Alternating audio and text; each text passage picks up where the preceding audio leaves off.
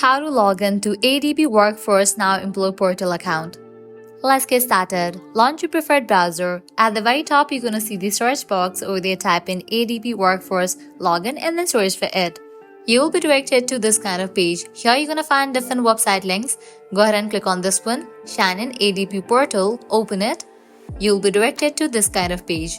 Once you're in the login page, now all you have to do is provide your credentials of the account. Go ahead and type in your user ID. If you want to save your user ID, check in for this option of Remember User ID. Then click on Next. Now go ahead and type in the password. If you have forgotten your password, you can click on the option of Forget Password to recover it. After you fill this, click on Sign In, and just with that, you will be logged into your account. If you haven't created your account yet, click on the option of Get Started and go through the process for registration process. Well, that's a wrap for this video. This is how you can easily log into ADP Workforce Now Employee Portal. At the end, if you guys find this video helpful, don't forget to like, share and subscribe to our channel. Thanks for watching.